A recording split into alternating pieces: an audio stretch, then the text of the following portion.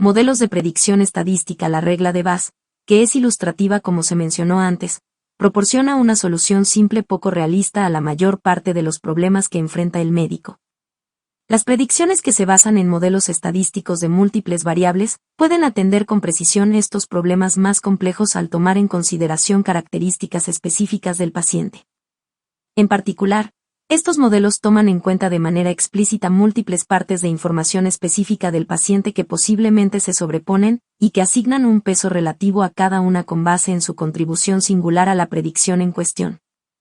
Por ejemplo, un modelo de regresión logística para predecir la probabilidad de arteriopatía coronaria considera todos los factores independientes relevantes obtenidos de la exploración clínica y pruebas diagnósticas, así como su importancia, en lugar de los datos limitados que los médicos pueden manejar en su cabeza o con la regla de Bayes. Sin embargo, pese a su fortaleza, los modelos de predicción por lo general son muy complejos desde el punto de vista operativo para utilizarlos sin una calculadora o computadora. Las recomendaciones terapéuticas derivadas de un lineamiento basadas en modelos de predicción estadística están disponibles en páginas electrónicas, por ejemplo, la calculadora de riesgo de ACC/AHA para prevención primaria con estatinas y la calculadora CHA2DS2, Bayes de anticoagulación para fibrilación auricular han generado el uso más amplio. Aún no queda claro si la adopción de expedientes médicos electrónicos fomentará el uso de modelos predictivos en la práctica clínica y aumentará su efecto en los encuentros clínicos y los resultados. Una razón para su uso clínico limitado es que hasta ahora se han validado en forma apropiada solo unos cuantos modelos de predicción, PEG, los criterios de Wells para embolia pulmonar, véase cuadro 3A2. No puede pasarse por alto la importancia de la validación independiente en una población diferente de la que se utilizó para desarrollar el modelo. Un modelo de predicción no validado debe ser percibido con el escepticismo apropiado para cualquier nuevo fármaco o dispositivo médico que no ha sido sometido a pruebas clínicas rigurosas. Cuando los modelos estadísticos se han comparado directamente con médicos expertos, se ha encontrado que son más consistentes, como sería de esperarse, pero no significativamente más precisos. Por otro lado, la comparación de los médicos con las páginas electrónicas y las aplicaciones que generan listas de posibles diagnósticos para ayudar a los pacientes a diagnosticarse a sí mismos mostró que los médicos superan a los programas disponibles por ahora.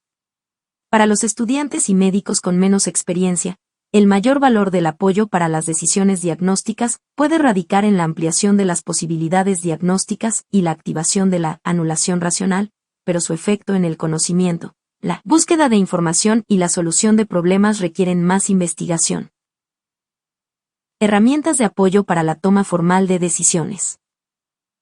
Sistemas de apoyo para la toma de decisiones. En los últimos 40 años, se han realizado múltiples intentos para desarrollar sistemas computacionales a fin de ayudar en la toma de decisiones clínicas y en el tratamiento de los pacientes. Esto es atractivo desde el punto de vista conceptual, porque las computadoras ofrecen acceso fácil a la gran cantidad de información disponible para el médico hoy en día.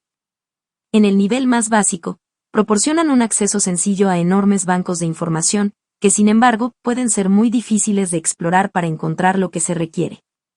En los niveles más altos, las computadoras pueden respaldar las decisiones terapéuticas mediante predicciones exactas del resultado, o pueden simular el proceso de decisión completo y proporcionar una guía algorítmica.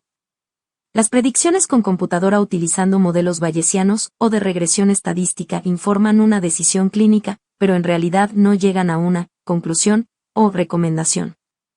Los métodos de aprendizaje mecanizado se aplican a tareas de reconocimiento de patrones, como el examen de lesiones cutáneas y la interpretación de radiografías. Los sistemas de inteligencia artificial intentan simular o sustituir el razonamiento del ser humano con un análogo, por computadora.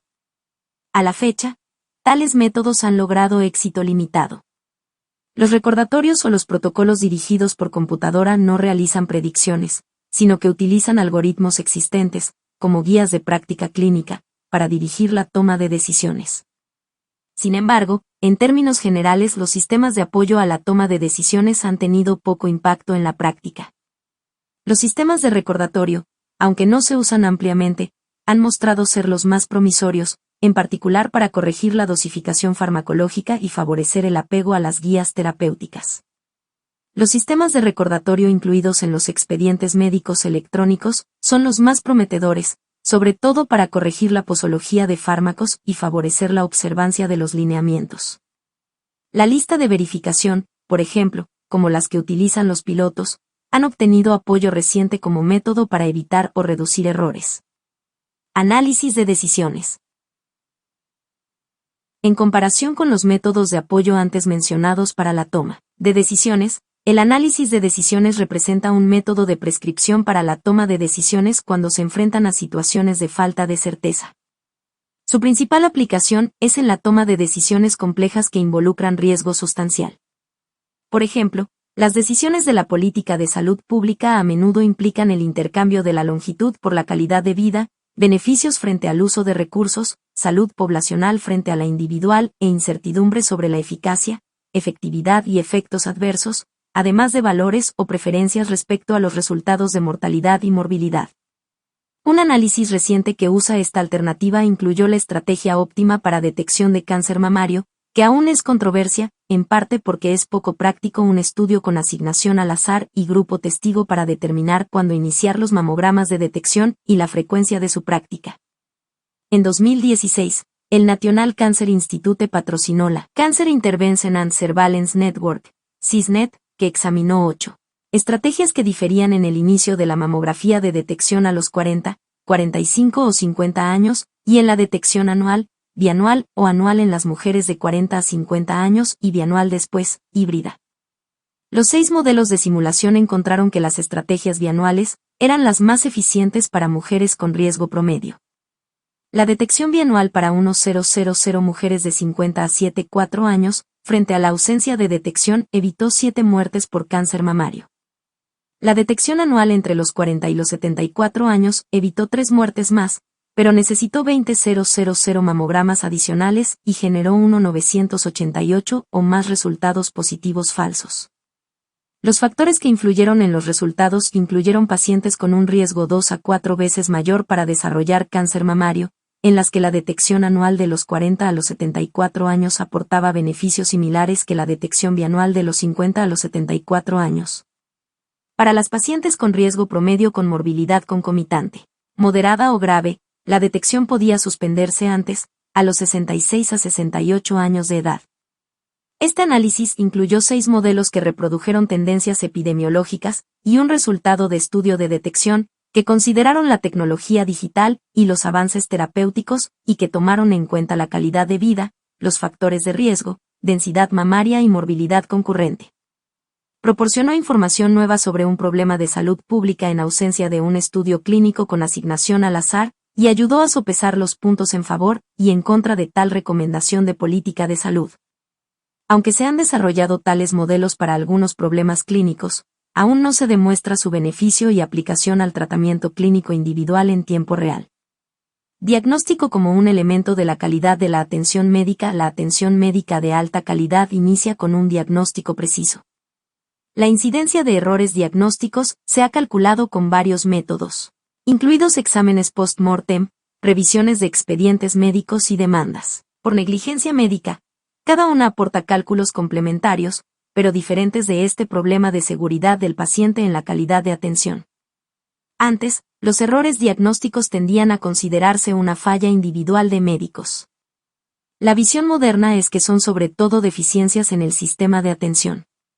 Los cálculos actuales sugieren que casi todos experimentarán un error diagnóstico en su vida, lo que conduce a mortalidad, morbilidad, pruebas y procedimientos innecesarios, costos y ansiedad. Las soluciones para los errores diagnósticos como un sistema de atender los problemas, se han dirigido a métodos de niveles del sistema, como el apoyo a la toma de decisiones y otras herramientas integradas en los expedientes médicos electrónicos. Se ha propuesto el uso de listas de verificación como un mecanismo para reducir algunos de los errores cognitivos comentados antes en este capítulo, como el cierre prematuro de la valoración médica. Aunque las listas de verificación han mostrado utilidad en ciertos contextos médicos, como en el quirófano y unidades de cuidados intensivos, aún debe demostrarse su utilidad para evitar errores diagnósticos que ocasionen eventos adversos en el paciente. Medicina basada en evidencias. La medicina clínica se define de manera tradicional como una práctica que combina el conocimiento médico, que incluye la evidencia científica, la intuición y juicio en la atención de pacientes. Capítulo 1. La medicina basada en evidencias, EBM, Evidence-Based Medicine, actualiza este concepto al poner mucho mayor énfasis en el proceso por medio del cual los médicos obtienen conocimiento de las investigaciones clínicas más relevantes y actualizadas para determinar si las intervenciones médicas alteran la evolución de la enfermedad y mejoran la duración o la calidad de vida. El significado de practicar EBM se hace más claro a través del análisis de sus 4 pasos fundamentales. L. Formular una pregunta de tratamiento que debe responderse. 2. Investigación en las publicaciones médicas y bases de datos electrónicas, para datos de investigaciones aplicables. 3. Análisis de la información recopilada por su validez y relevancia. 4. Integrar esta valoración con el conocimiento sobre aspectos singulares del paciente, lo que incluye preferencias del paciente con respecto a los posibles resultados. El proceso de búsqueda de publicaciones internacionales y de analizar la calidad y relevancia de los estudios identificados, o de consumir bastante tiempo, requiere conocimiento y capacitación que la mayor parte de los médicos no posee. Así, identificar revisiones sistemáticas recientes de problemas en cuestión, cuadro 3A3, puede ofrecer el mejor punto de inicio para las búsquedas de EBM. Sin embargo, la bibliografía médica ahora está plagada de revisiones sistemáticas de calidad y utilidad clínica variables. Por tanto, las revisiones sistemáticas deben usarse junto con la lectura selectiva de algunos de los mejores estudios empíricos.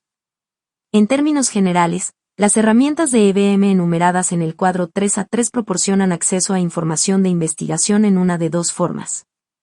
En primer lugar, los reportes de investigación primaria consisten en investigaciones originales realizadas por pares que son publicadas en revistas médicas y que se encuentran disponibles a través de Medline en forma de resumen. Sin embargo, sin capacitación en el uso de Medline, puede ser difícil localizar con rapidez y eficacia reportes en un mar de información irrelevante o citas de poca utilidad y podrían pasarse por alto estudios importantes. La segunda forma, las revisiones sistemáticas, tienen el más alto nivel jerárquico de evidencia porque resumen de manera amplia la evidencia disponible sobre un tema particular hasta cierta fecha. Para evitar sesgos potenciales en la revisión de los artículos, se utilizan estrategias de búsqueda explícitas predefinidas y se utilizan criterios de inclusión y exclusión para encontrar toda la información científica relevante y su grado de calidad. El prototipo para recursos de este tipo son las Cochrane Database of Systematic Reviews.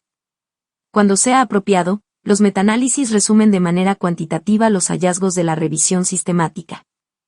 En las 2 secciones siguientes se explican los principales tipos de reportes de investigación clínica disponibles en las publicaciones médicas y el proceso de agregar los datos en metaanálisis.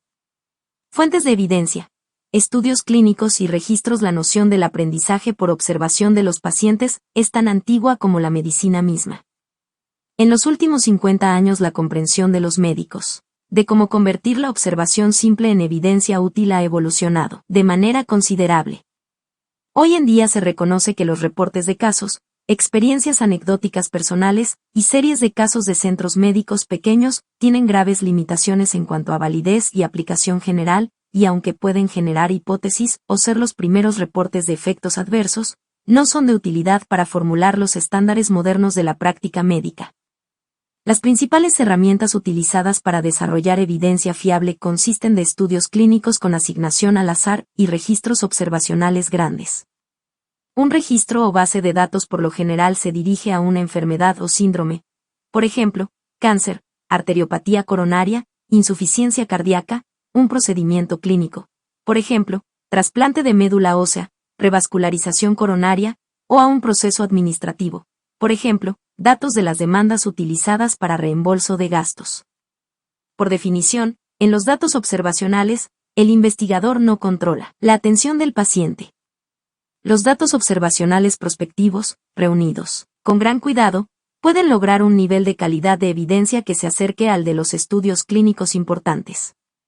En el otro extremo del espectro, los datos obtenidos de manera retrospectiva, por ejemplo, revisión de expedientes, son limitados en forma y contenido a lo que registraron los observadores previos, los cuales podrían no haber incluido los datos específicos de investigación que se buscan, por ejemplo, datos sobre inconformidades sobre la atención médica, Por ejemplo, datos de demandas. La ventaja de los datos observacionales incluye la inclusión de una población más amplia de la que se encuentra en la práctica, que típicamente se ve representada en los estudios clínicos, por sus criterios de inclusión y exclusión restrictivos. Además, los datos observacionales proporcionan evidencia primaria para preguntas de investigación cuando no pueden realizarse estudios clínicos con asignación al azar. Por ejemplo, podría ser difícil asignar a las pacientes para realizar pruebas diagnósticas o estrategias terapéuticas que no han sido probadas, pero que se aceptan ampliamente en la práctica, y que podría ser poco ético asignarlos al azar con base en el género, grupo étnico, estado socioeconómico o país de residencia, para asignarlos al azar a intervenciones potencialmente peligrosas como tabaquismo o consumo excesivo y deliberado de alimentos para desarrollar obesidad. Un estudio observacional prospectivo bien realizado de una estrategia terapéutica particular difiere de los estudios clínicos bien realizados con asignación al azar, sobre todo por su falta de protección de la selección de sesgo terapéutico. El uso de datos observacionales para comparar estrategias diagnósticas y terapéuticas asume que existe suficiente falta de certeza en la práctica clínica para asegurar que pacientes similares serán tratados de manera diferente por distintos médicos. De manera abreviada, el análisis supone que existe un elemento aleatorio suficiente en el tratamiento clínico, en el sentido del trastorno más que de un sentido estadístico formal.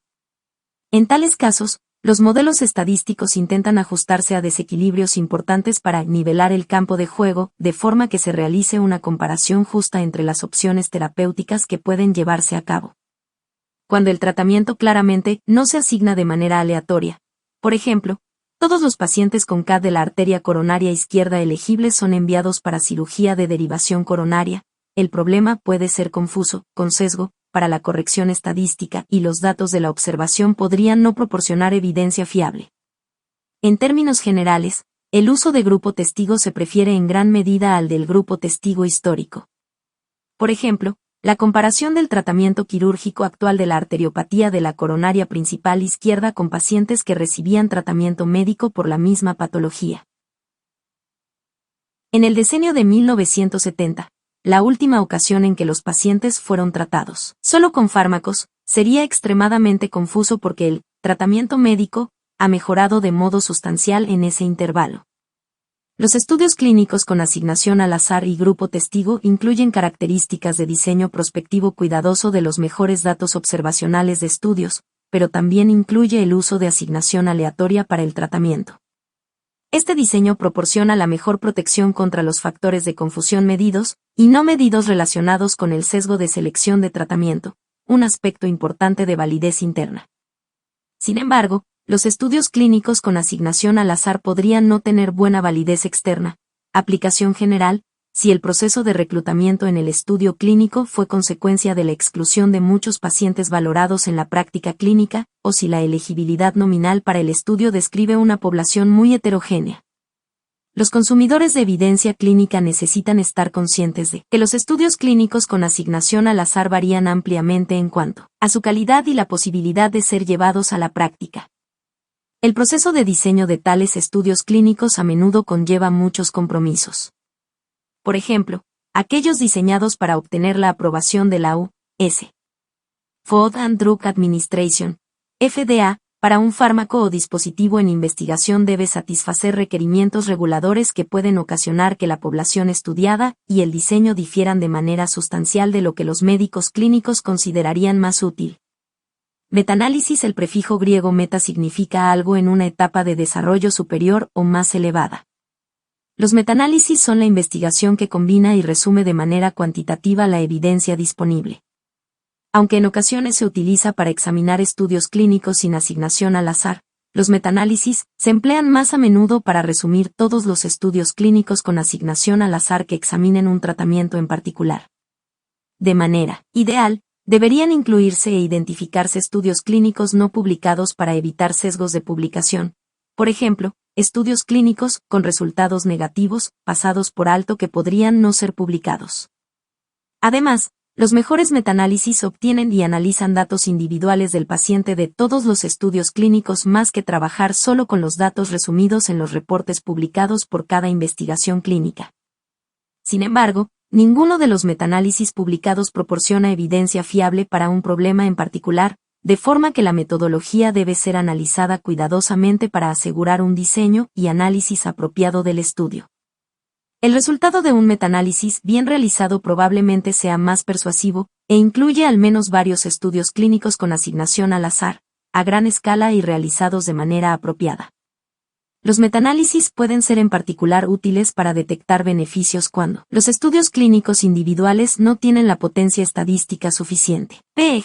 Los beneficios del tratamiento trombolítico con streptocinasa en el tratamiento del infarto agudo de miocardio demostrado por el estudio ISIS-2 publicado en 1988 se hicieron evidentes a inicios del decenio de 1970 a través de metaanálisis. Sin embargo, en los casos en los que los estudios clínicos son pequeños o se realizan mal, los metaanálisis no serán percibidos como un remedio para la deficiencia en los datos de los estudios clínicos primarios o en el diseño del estudio. Los metaanálisis por lo general se dirigen a resúmenes de mediciones de beneficios relativos de los tratamientos, como razón de probabilidades o riesgo relativo.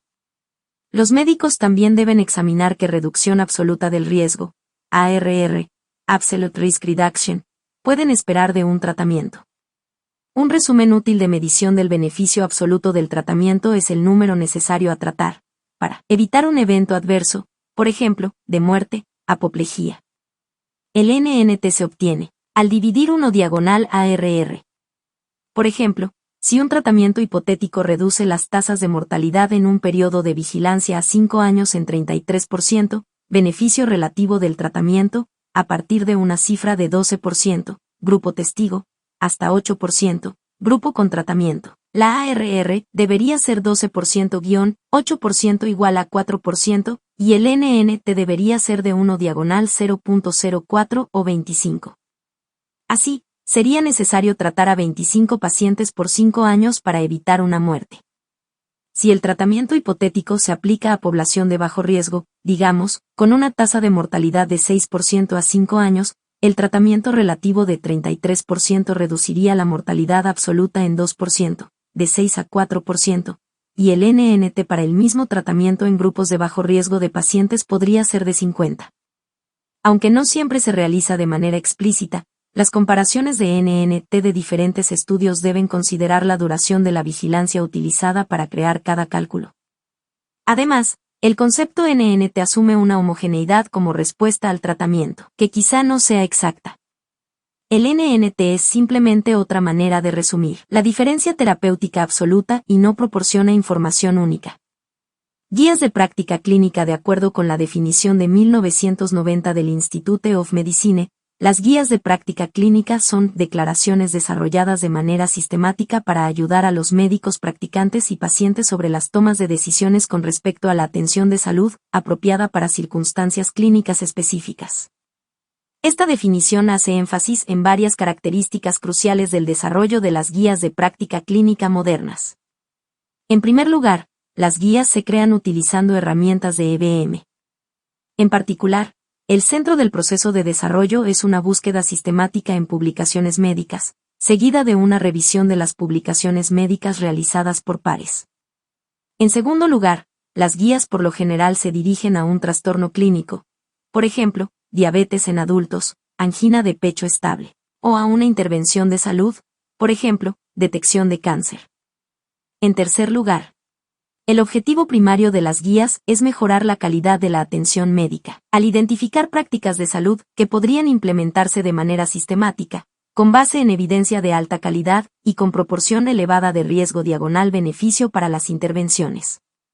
Las guías tienen por objeto colaborar en el proceso de toma de decisiones, no para definir de manera explícita qué decisiones deben tomarse en una situación en particular, en parte porque la evidencia por sí misma nunca es suficiente para la toma de decisiones clínicas.